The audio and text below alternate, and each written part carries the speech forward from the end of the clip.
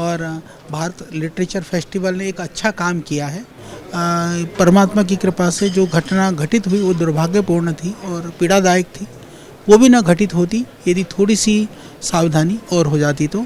सनातन धर्म के लिए पूर्ण पवित्रता के साथ में जीवन को जी रहे हैं, साधना मार्ग में, आध्यात्म मार्ग में आगे बढ़ रहे हैं। जब साधन नहीं थे वो भी उसी भाव से लगे थे, असाधन है तो भी उसी कार्य को पूरा करने के लिए लगे हुए। नमस्कार, मेरा नाम है कुंवर शर्मा और आप देख रहे हैं अमर उजाला। आज जिस शख्सियत से हम बातचीत करने वाले हैं उन्हें आप एक आचार्य, एक योग गुरु, एक लेखक या फिर एक बिजनेस टाइकून के नाम से जानते होंगे। हालांकि उनकी जो वेशभूषा है वो किसी साधारण आदमी जैसी ही है। आज हमारे साथ मौजूद हैं पतंजलि के सीईओ और एमडी बालकृष्ण आचार्य जी। आचार्य जी, सबसे पहले तो बहुत बहुत धन्यवाद हमें समय देने के लिए। जी, हमारी बहुत शुभकामनाएं। ये जो इंटरनेशनल बुक फेयर में भारत लिटरेचर जो फेस्टिवल चल रहा है, यह एक अद्भुत संगम है। यहाँ पर बड़े लेखक, वक्ता, कविगणों की जो उपस्थिति है एक अद्भुत है और भारत लिटरेचर फेस्टिवल ने एक अच्छा काम किया है और हमारी शुभकामनाएं भी हैं। और इस तरह के आयोजन देश में बहुत सारे स्थानों पर होना भी चाहिए। तो इस सब काम के लिए मैं तो ये दीपाली वशिष्ठ जी जो हैं इसके लिए बड़ा इन्होंने काम किया है, तो इनको भी मेरी आज बहुत शुभकामनाएं हैं। आचार्य जी, आपसे बातचीत कर रहे हैं और महापर्व, जो अध्यात्म का महापर्व चल रहा है उसके बारे में बात ना हो ऐसा नहीं हो सकता। आप हाल ही में महाकुंभ से भी लौटे हैं, तो कैसा आपका वहाँ पर एक्सपीरियंस रहा, क्या क्या व्यवस्था थी, ज़रा बताइए उसके बारे में। इतने बड़े जन समुद्र को व्यवस्थित करना और उस व्यवस्था को बनाना बहुत सुगम काम नहीं है, अति दुर्गम कार्य है, बहुत कठिन कार्य है।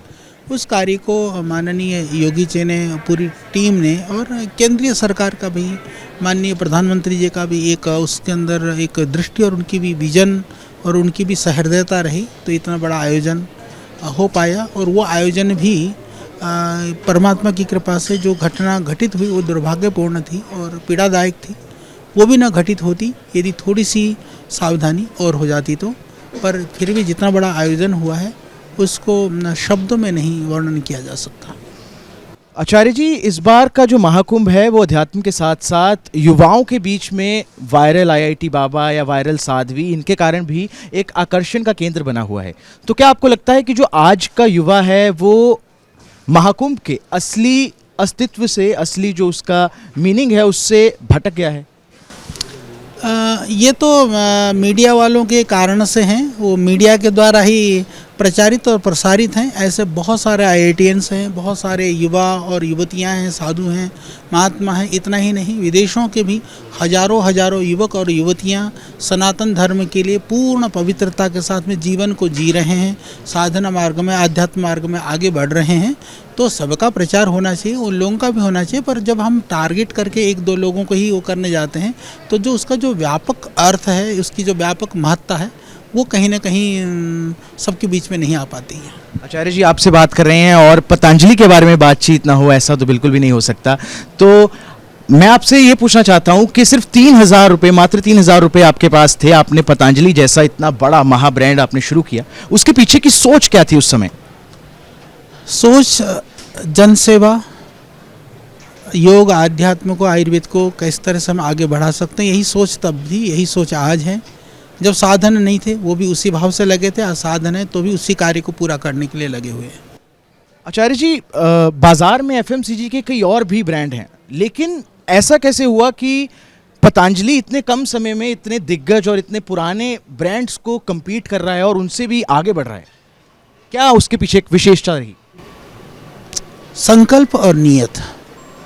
संकल्प में शक्ति हो, नियत ठीक हो और निरंतर पुरुषार्थ हो तो हम बहुत कुछ दे सकते हैं समाज को।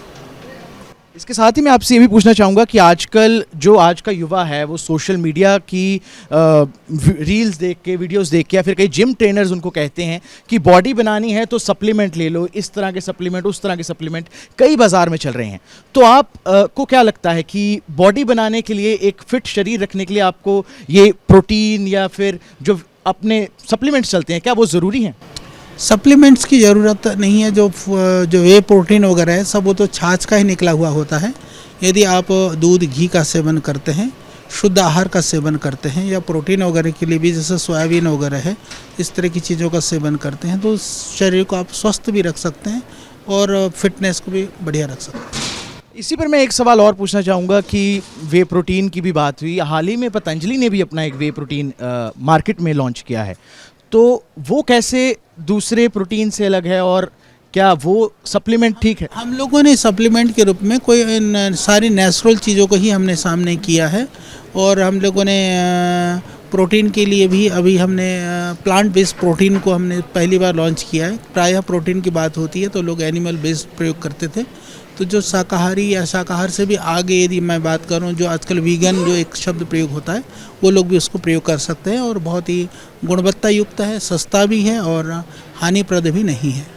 आचार्य जी, ब्यूटी क्रीम्स को लेकर भी काफ़ी ऐसे चर्चा होती है कि ब्यूटी क्रीम्स को लेकर भी काफ़ी विवाद हुआ था कि कई सही हैं कई नहीं हैं, तो इसमें मैं आपसे पूछना चाहूँगा कि पतंजलि की भी कई ऐसे प्रोडक्ट्स हैं ब्यूटी जो ऐसा दावा करते हैं कि आपकी सुंदरता बढ़ा मैं आपको बताता हूँ, देखो सुंदरता पोतने से नहीं आती है और श्रद्धेय स्वामी तो बहुत बार बोलते हैं कि काले भैंस के पुट्ठे पर जो है क्रीम मलने से सफ़ेद नहीं होती है। हमारे देह की जो विकृतियाँ हैं उसको ठीक करें और त्वचा की जो नैसर्गिक जो सुंदरता है, कलर है, वो ले आए, वही बहुत है। तो पतंजलि की ब्यूटी क्रीम लॉन्च करने के पीछे क्या सोच थी? तो यही है कि जो नैसर्गिक सुंदरता है जो बिल्कुल ख़त्म हो रही है, और नैसर्गिक सुंदरता को लाएं। हम नहीं कहते कि क्रीम लगाने से काले गोरे हो जाएं, गोरे को पीले करेंगे, ऐसा कुछ नहीं होता। आचार्य जी, जैसा कि हमने बात की कि सफलता के साथ में कई सवाल भी उठते हैं, कई उंगलियां भी उठती हैं। जैसा पतंजलि का इस समय स्टेचर है, मार्केट में जितना कैप्चर है बहुत ही बढ़िया है, लेकिन कई आरोप भी लगे। बीते साल ही पतंजलि पर ये आरोप भी लगा, दंत कांति पर एक याचिका दायर की गई कि उसमें नॉनवेज मटेरियल्स का इस्तेमाल हो रहा है, उस पर क्या कहना चाहिए? वो दंत कांति पर नहीं था, एक हमारे मंजन पर था। पहले तो इसको आप करेक्ट कर लो, मंजन में भी इस तरह का कोई नॉन वेज वाला कोई कंपाउंड नहीं था वो, क्योंकि कुछ शब्द ऐसे होते हैं जो जब उसको रोमन उसमें लिखा जाता है तो समुद्र फेन हम बोलते हैं, इसको शुद्ध शब्द में कहें तो वही पदार्थ डाला जाता था। वो आयुर्वेद का नुस्खा है, फार्मूला है, तो वो पहले से डाला जा रहा है, उसमें कोई इस तरह की बात न तो थी न तो है। तो दिल्ली कोर्ट में जो अभी याचिका थी उस पर क्या अभी चल रहा है? मुझे नहीं पता, अभी जो होगा लीगली जवाब दिया जाएगा। वो पतंजलि की ओर से क्या जवाब दिया गया? जो मैंने बताया वही दिया गया। तो पतंजलि की ओर से भी हमें और मार्केट में कौन से प्रोडक्ट्स देखने को मिल सकते हैं? अभी जो चीज़ चल रही है हम उसी को ठीक कर रहे हैं। आज 500 से ज़्यादा वैज्ञानिक अनुसंधान कर रहे हैं, काम कर रहे हैं और उनको हम ठीक करने में लगे हुए हैं। तो ये थे आचार्य बालकृष्ण, इन्होंने बहुत ही सहजता से और बहुत ही अच्छे से हमारे सवालों का जवाब दिया। मैं हूं कुंवर शर्मा और आप देख रहे हैं अमर उजाला। अमर उजाला जीवांजलि के सारथी की मदद लें और महाकुंभ में स्नान जरूर करें।